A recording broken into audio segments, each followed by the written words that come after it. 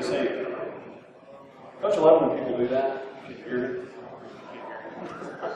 Or I'm having trouble with my email, so I'll send you an email and get that straightened out. I see some friendly faces out there. I know Mr. Chetheim up front. I see Debbie back there. Hi, Debbie. Some other folks that probably I won't recognize right away. Oh, there he is in the back of the room, pretending he doesn't know me. That's okay. I'm used to that. How is everyone today?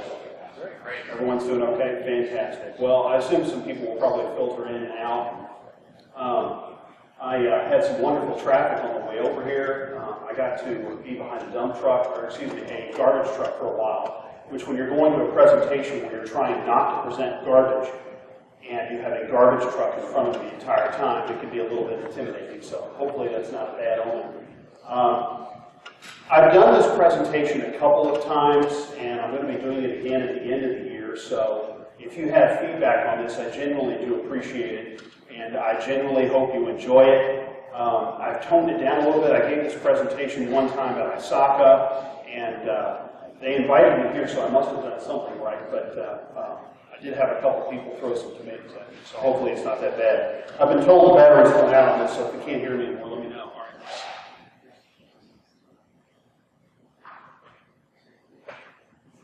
All right, so the agenda for today is maybe an introduction real quickly about myself, talk about data, and what's the so what.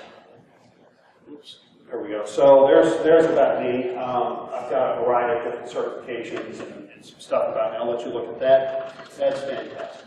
All right, I actually own a small farm in Taylorsville, Kentucky, which is right down 44. That is a picture of the Kubota 4400. It is near and dear to my heart. I love my Kubota. It's fun to drive, it's fun to ride, and I also have a front loader, so I can pick up heavy things, which is really cool. I also have a Ford F-250. It's really old. My wife hates it. I know. It's really loud. I love driving my Ford. Okay, so what I'm getting ready to present is opinion. I do work for LG and KU Energy. The slides that you're about to see do not represent the opinion of my employer, they're mine. So if you don't like it, blame me. Do you trust your data? I have a little pie chart there to kind of talk about data. And this is an example of a chart there that you can see. It is meaningless. All of these are not meant to be real data. But it is really cool, though. It's got squiggly lines, and they go in different directions, and it's got stuff at the bottom there, so it's got to be right. I'm not used to the clicker, I'm sorry. And of course, this chart's got to be correct. It's got the big 3D bubble things, so you know if it's a 3D color that it's absolutely correct. You can trust the data. Okay, you know what? Let me do it this way. Okay, how secure is our data? So I've got the graphic up there, and I've got to pay no attention to the man behind the curtain. An item that we often think of is we're watching data flow through our systems through a variety of applications that we have, and oftentimes the data, we forget about it. We forget about the data, we forget about the process, we think about the application, we look at the screens. But the underlying data itself, whether it's at rest or whether it's at motion, is it secure? Is it complete? Is it accurate? And what risks do we have by having data that is moving around? One of the questions that I like to ask is, do we have something, and this is a totally made-up word, dashboard-itis. Dashboard-itis is when you give a dashboard to an executive and go, here you go, it's really cool, it's really simple, it's got colors, it's 3D, and it is very trustable because, quite frankly, it's palatable. It's easy to absorb, and too often we take that information, we simply accept it, and we move on. Nothing is simple. Has anybody ever heard that word from an executive or from a leader? It should be simple enough. This should be easy. Why can't you just check the data? Like, for example, and I love it because they always think of dates first, because after all, there's no such thing as February 30th. Then it's low-hanging fruit, it's easy to attack. But what about 1, or A, or 12? I mean, is that right or wrong? So I've got some catchphrases on here. Should be simple enough, very easily. All you got to do is look at the data and see if it's right. the data is secure, it's fine. Everything is under lock and key, you don't know what that means. We can pull that up in an Excel spreadsheet, use a pivot table, I was told that one time. We can use ODBC into our SQL database and examine the parameters. That's got to be right because we're speaking IT stuff, right? I mean, everybody knows, right? If it's got letters and we don't know what it means, it must be correct. Okay, so this is an example of the difference between simple and simplistic. Okay, it's golf. Anybody here play golf or have played golf? No. Okay, a few. Okay, thank you. All right, so golf is very simple. You hit a ball into a hole, right? I mean, that's what you do. Okay, that's simple. But if you've ever played the game or even have a basic understanding of the game of golf, you know that it is not simplistic. There are rules in what you wear. There are rules in how you can stand. There are rules in what you pick up, what you can't pick up, when you can pick it up, what you can say, when you can talk, when you can't. There are a variety of rules that make golf anything but simplistic. Golf is not just hitting a ball in a hole. Data is not just bits and bytes going through the pipe. Data quality is simple. Going back to the example of hitting a ball in a hole. Data quality is simple. The concept is simple. Ensuring data quality exists and it's secure is not simplistic. Okay, so I'm sure you're probably sitting there wondering, Michael, I understand this. What is it that you're trying to communicate? What I'm trying to communicate is a message to sell to executives to get them to understand. Data is not simplistic. It is not something you can ignore. And I'm providing an argument for you to be able to provide to your executives on why they need to care at that level of detail on how we manage the strategy of data. Okay, so this is an example. At a previous employer, I was given the task to verify 12 reports that went to a government client, just 12. The reports were fairly complex, but not too bad. Each report was several hundred pages long, but as we're all aware of data, you can have a lot of things that repeat that don't necessarily mean that the report is complex, it's just a lot of data. Well, it was complex. It was peeling an onion, so to speak. I will steal that example. Peeling an onion, the more layers that you get to, the more that you find is underlying. It took over a year to verify that these 12 reports were complete, accurate, and valid. And even then, there was a certain level where you drew an artificial line to say, that's enough. Because the complexity of, well, what makes up that field? Well, these 3 are calculated to make that one up. Well, what about those 3? Well, these come from 12. Where does that come from? Well, unfortunately, that comes from an Excel spreadsheet on Sally's desk. She's been here for 40 years. She really knows what she's doing. Okay. Where's Sally now? You don't know. Workflow transparency. So this is an example of oil processing. I shamelessly stole this. This has nothing to do with data quality. It's simply an example. This is a chart that shows how you make gasoline, and there's a variety of other byproducts. I've got some circles on here. Those are the different products that come out of taking raw oil and purifying it to a variety of different products. Right, so simple enough, you can take a look at that, you can understand it. Again, I'm using the term simple, but you can look at that and understand. Clearly, it's more complex than that. However, would you trust, would you trust the quality of your data? Now, we're getting back to data. You had little to no transparency into this, excuse me, I got ahead of myself. Would you trust the quality of a product, let's say a car or gasoline? You had no transparency to the design of the product. Quality control measurements were unclear or didn't exist at all. The production flow was convoluted, and clearly anybody looking at it would say that's inefficient. For example, you go to a restaurant, you get bad food, you don't need to know how a restaurant works to know you got bad service or bad food. The quality of the final product is unknown. The raw materials are unknown. The ability to demonstrate data security is limited. Individuals involved in the production of a product are not qualified. Key process indicators don't exist at all. The process was highly manual and required constant fixing.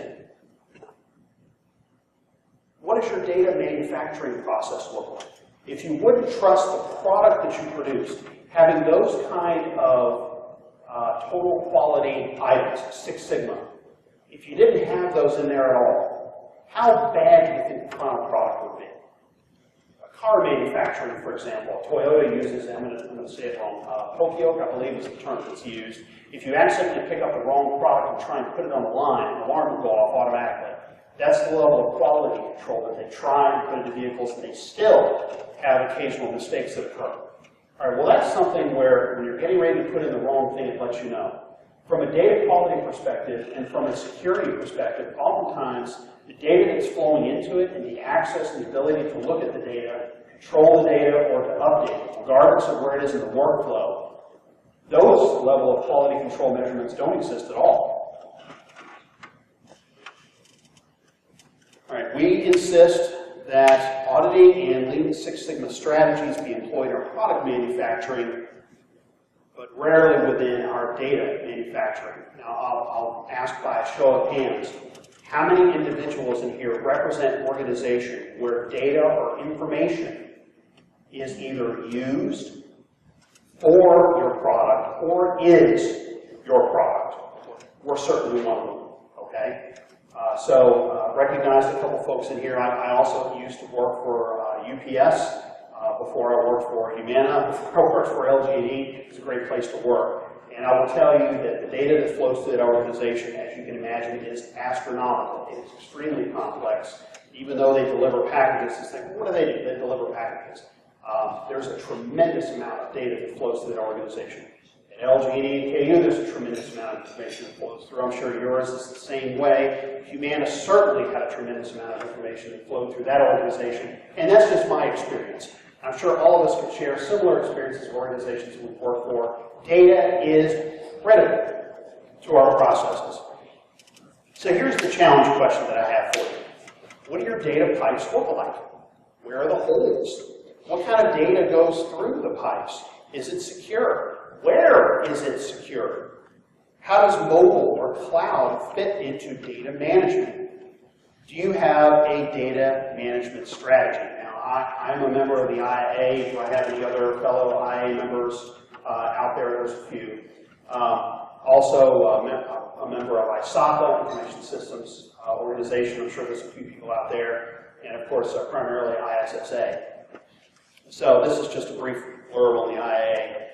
The reason why I mention that is the IA has documents that call GTAG, or Global Technology Audit Guides. They're very useful, and it kind of goes through a variety of different topics. One of them is continuous auditing and continuous monitoring. I don't know if you've heard of this or not. You may have, or you may not have. I'll give you a brief overview of what it is in my little presentation. I have a tendency sometimes to get ahead of my own presentation. I've got to pull myself back. So one of the GTAGs is on CACM. I will skip that. I believe this presentation is going to be made available to folks, right? I think? Okay, we'll make sure that it is. All right, so this is straight out of GTAG. I will refuse to take any credit for this whatsoever. You'll notice that there's an arrow there going between CM and continuous monitoring, the audit testing. Draw focus here. This top part here is part of the continuous auditing, continuous monitoring process. Part of the conversation that I'm having today is primarily focused on the bottom part. Now, real quickly, real quickly, continuous auditing is, as an auditor, I'm an auditor, we take a look at the processes, make sure that they're working, and we look at it using data, and we try as much as possible to look at the data on a continual basis. That's helpful. Continuous monitoring is owned by management. Those are processes within the management workflow to ensure that the data quality is correct. Oftentimes, a lot of organizations, really, quite frankly, don't have either, and it's not their fault. It's really not. And it goes down to the bottom part of the presentation that I'm focusing on here. So the challenges with this concept. In 2012, the AICPA, which is the primary organization for CPAs, State of CACM white paper states the general view is not much is currently being done with CACM. The question of that is why? Because CACM not only ties into data quality, it also ties into security of the data as well. So the question is why? Well, unfortunately, a lot of times we mention data security, and quite frankly, there's some very good data security and IT security professionals in here. But oftentimes, quite frankly, a lot of the items that we have, unfortunately, I'll probably, if you have rocks thrown on the way out, a lot of it is eyewash. And it is because it's very difficult to get the funding that's necessary, to get the understanding, or to get people to understand that you just can't take production data, download it to your laptop, or send it to your home email, or to maintain that in place that's not secure. You just can't do that. And oftentimes, IT security professionals get very, very frustrated when clients do those kind of things because it's too hard to do it in the production system. I just want to be able to look at the data the way I want to.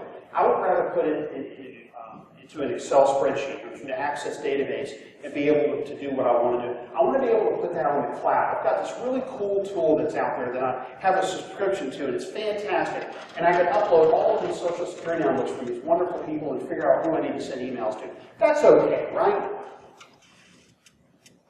Data measurements. We hear the terms, but what do they really mean? Okay, this is a presentation that's for a wider audience. I'll go really fast. Most of the people here probably know these things.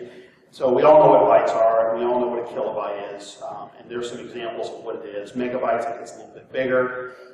CD-ROM has 500 megabytes. When I was doing this presentation, part of what was on here, and I took it all, was how much is in an 8.5-inch floppy and a 5 1/4-inch floppy. You have to have a certain amount of grading to know what that is. So I took those out. Then we talk about gigabytes. This is where it starts to get interesting. So terabyte, 10 terabytes, the printed collection of the U.S. Library of Congress. And here's the cool one, petabytes. 2 petabytes, all U.S. academic research is online. All production of hard drives since 1995. All printed material. And an exabyte, which is a ridiculous number of zeros, is 5 exabytes is all words ever spoken by human beings, ever. All right, big numbers. The reason why I mention those is because they're coming up with some statistics here. I'll leave it on the screen so you can read it while I'm talking. A lot of our organizations have data at the level of probably petabytes, probably not exabytes. It's a lot of data. So the challenge is, if you have that much data, what's the probability, just through your head, what is the probability that, say for example, your organization has 5 petabytes, that 100% of that data is secure, complete, accurate, and valid? What's the probability? Probably not that good. And if you have more data than that, or if you're relying on data from other organizations that also have that, and I hate to use this example because it's a little bit macabre, so pardon me if I offend anybody. The Space Shuttle Challenger is a little bit of an old example, but it fits. A horrible disaster, terrible tragedy, and it occurred because of O-rings that, although the failure of one ring in and of itself, the probability was low, because each one depended on the other one, the probability went high, and we had a terrible disaster. It's certainly not nearly as serious when we're talking about data. When you start to layer data from different organizations on top of it, and understanding that your data is moving through these either different organizations or different systems, the probability, the possibility of data either being compromised or becoming inaccurate, incomplete, or invalid starts to go up. The challenge becomes very large. And this is just new data. So this is a graphic, and I've got the resource down here at the bottom. This is a graphic of, it's a little bit dated, it's 2007. As you can see, primarily in 1993 through 2000, we use a lot of analog data. Clearly, we don't do that anymore. It just shows the amount of information that's stored in various media. And as of 2007, there are 19 exabytes of data stored on these various systems. Now you can imagine how much bigger it is. Talk about big data real quickly. I don't know, has anybody ever heard the term big data? I'm assuming you've probably seen trade groups. What does it really mean? I went out and I tried to research what does big data mean, and depending upon the consultant that you connect with, either online or on LinkedIn, big data can mean different things. So I've kind of squished it together. And big data just means that. It's a lot of data in an organization, but it's a little bit of a buzzword. I found a variety of different products that are available online that talk about, we'll solve your data quality issues, we'll solve your data security. We have this great system that solves big data. And when you start to drill into it, some trade, I didn't put it on here because most of it's sell stuff, but the majority of the trade groups and external auditors that I talked to were very concerned as far as the efficiency and efficacy of the organization's ability to control quote-unquote big data, so don't buy into it. I want to be careful because I don't want to offend anybody, but I guarantee you at some point in your organization, we talked about types of data, they're practicing money. At some point. The challenge is where and how do you identify that, and how do you get organizations to understand and buy in on the concept of a strategic approach to how we manage data. People own applications. People own IT. They own IT assets. I own that server. I know where it is. I own that application that's within my business process. Who owns the data? How many of us have been in an argument with a business owner and IT, and they're talking about data and the concept of who owns this data? And the business folks point to IT and say, you guys own the data, it's on your servers. And the IT folks point to the business people and say, no, you own the data, it's part of your business process, and the data ends up being orphaned. Am I completely off kilter, or say people don't know where this is? Okay, all right, so we've all been in those conversations. All right, so I've got a beating heart there, isn't that cute? The heartbeat of your organization is your data. So here's the problem statement. You'll pardon me if I read it to you. Organizations, especially those with very large legacy systems, face a daunting task of having to operate with transaction systems that evolve over time with little to no specific emphasis on data manufacturing or management. These complex and often unrelated transaction systems become so inflexible, knotted together, that the amount of time and effort required to redesign the data manufacturing process, quite frankly, is massive. Securing critical data makes the task even more daunting. The dollar amount required does not appear to merit benefits. So here's some example risks. I'll try to make sure that this is available to you if you're interested in copying down some risks. Capital projects begin to suffer due to increasing operating costs associated with continued Band-Aid fixes. Well, while we're in there, we'll fix it. While we're in there, we'll do this too. In an effort to hide the true cost of these problems, multiple operating projects are lumped together and declared capital projects. If you're an auditor, look for that. This makes the problem worse. The lack of ROI makes it, quite frankly, immeasurable. Investors can become frustrated with seemingly inefficient expenditures associated with capital projects that are not yielding the ROI that they were supposed to. This one is a particular problem of mine.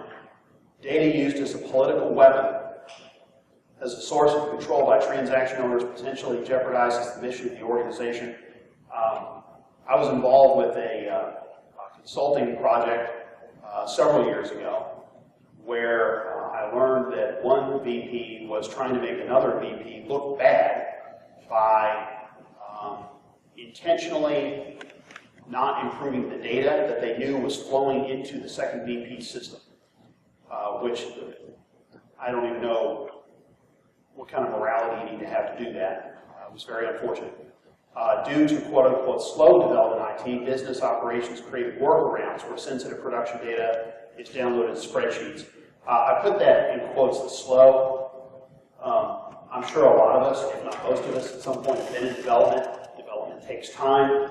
Sometimes the business areas don't know exactly what they want. It takes a while. You can't hire an infinite number of developers.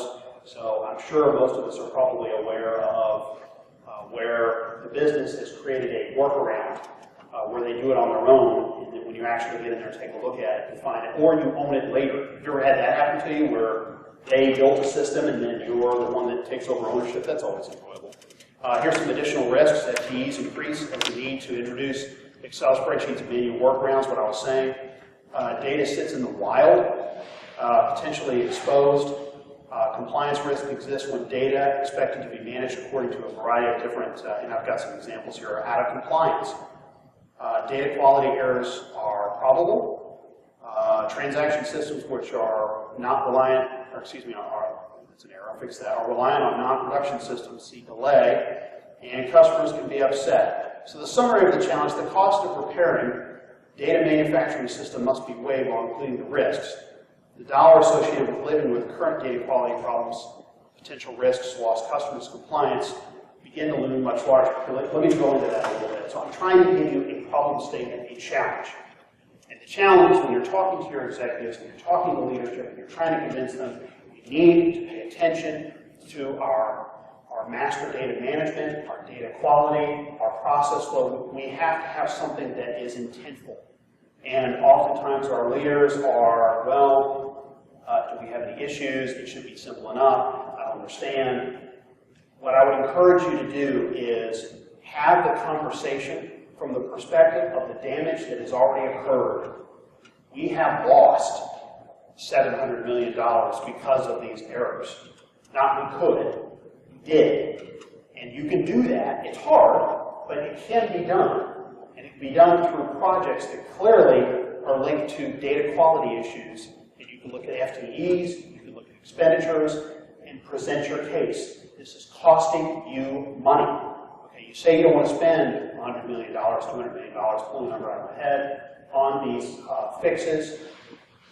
But look at the dollar amount that's already been spent on data quality issues and on security incidents because we have data that we quite frankly didn't know that was out in that area. It's cost us money. We ended up in the newspaper. We got fined. Whatever those items are. So how do you fix this? This is anybody that knows me thinks that I kind of think in pictures graphically, so this is my attempt to graphically represent that. Diagram is meant to be circled around data governance. Data governance is a specific and intentful data management technique surrounded by master data management, data maturity, data assessment, and data architecture. I'll go into what each one of those mean. Master data management, sometimes called MDM, it is not mobile device management. Apologize. We have too many acronyms that are the same. Is a technology-enabled discipline in which business and IT work together to ensure the uniformity, accuracy, stewardship, semantic consistency, or to de-nerd it. The same names. We call a person, person. We call an address, address. It's the same name. And accountable for the enterprise official, shared, master data assets. It's pretty large. Hit the high points here. Data maturity. This one's a little bit more, it's more challenging because each organization is going to have different rules. Has anybody here ever done a data maturity, a maturity assessment, like, for example, CMM, capable maturity model, which applies generally to, I think now it's called CMMI, if I remember right, is applied mainly to software development lifecycle. Anybody ever done a review using a data model? Okay. If you haven't, I'll walk you through it really quickly. Essentially, what you have is you assign characteristics of quote-unquote immature and mature attributes that should be assigned to a process or to a technology. For example, I'll use software development. Software development process is ad hoc. We just kind of get in there and start coding, and we just keep fixing the code until we get it right. There's really no production system. We just kind of wing it, and when we find errors, we fix it as we find them. That's probably more toward the low end of maturity. Clearly, you don't want to do that when you're developing, say, for example, I don't know, software that goes to a pacemaker. It kind of needs to work. Maturity level 5 requires that everything be checked and double-checked. You have clearly written requirements. Things are tested in multiple locations. You've got unit testing, system testing, user acceptance testing through the entire process. You've got multiple quality control checks through the workflow. That's a level 5. Like the space shuttle program, for example, NASA, when they were up and running, they were level 5. For obvious reasons, it needs to work. Now, most organizations are not going to be at a level 5 for their development process. Usually the sweet spot, the amount of money that you want to spend, is usually around a 3. So what you do is you collaboratively work with different individuals in the organization where you define what those measurement points are for, in this case, data quality. So data quality, some examples are, do you have a metadata system? Yes or no? Do you have somebody that is a champion of your data quality? Who owns the data? It's clearly assigned. So these are just high-level characteristics. Every organization is going to be different. Once you get buy-in on what a maturity assessment should look like, then you're able to go out into a business process, look at the data, measure it using this thermometer, so to speak, and come back with, you're at a level 2, you're at a level 3. Where do you want to be? You really want to be a 4. Why do you want to be a 4? Here's some characteristics of a 4. And sometimes they go, oh, that's too much, you want to be a 3. Well, you're a 1. Through this assessment, you're a 1, you say you want to be a 3, then you're able to do some gap analysis. An item that I always encourage data quality professionals, which is something that's near and dear to my heart, being an auditor, is be sure to include security of data as part of the maturity assessment. So you have different categories of assessment. You could have data efficacy, you could have timeliness, validity, one of them being security, where you define the requirements, and usually those data security items are, I would encourage you to look at policies and procedures in the organization. Most of us have IT security policies in our company. Use your policies as the baseline for where you want your sweet spot of maturity to be. If they're more than great, if they're not, then it's time for a conversation. The maturity assessment does 2 things. 1, now you have a baseline. 2, it's reviewing. So when you do reviews on the quality and efficiency and effectiveness of your data throughout the organization, you are measuring different areas of the organization the same way. You're doing the same gap analysis, so essentially you are moving the needle, so to speak, overall enterprise-wide to the same level. Okay, spend enough time on that. Data architecture. Technology-focused rules and guidelines on how data storage and data movement, including security, should be designed. And I've got some examples like database design. As we're doing our DDLs for database design, they should follow these similar rules. File design, ETL, extract, transform, and load. Standards, programming requirements, data integrity, and security profiling. And data assessment, a requirement that defines how, when, and who will perform this data assessment. You can use data maturity if you wish, against which those assessments should be performed. The general model for data assessment fall under the continuous auditing and continuous monitoring model defined by the GTEC. And I'm kind of getting back to that. Can you imagine the difficulty of continuously auditing and continuously monitoring your enterprise data if you have immature data? Okay, that's the charge statement that I'm trying to make. What I'm so passionate about is unless you can move the needle of your organization to a place where it can be measured, it can be monitored, and it can be assessed, your ability to understand quality, completeness, accuracy, validity, timeliness, and security is extremely limited and will only be in pinpoint sections where the data can be assessed in a finite measure. Thus, going back to the AICPA statement of it's really not being moved out. Solutions, of course, will depend on the organization.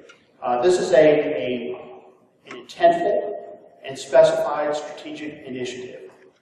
These are items that are not just, hey, this is something we should do.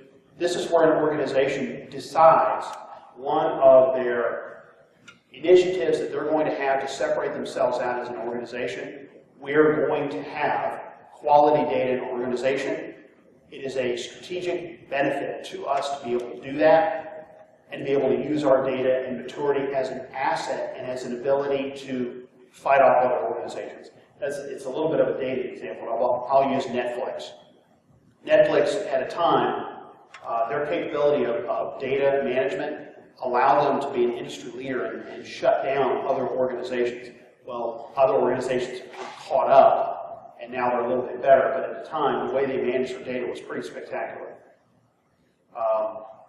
It has to have, executive sponsorship, for example, a chief data officer to be able to manage it.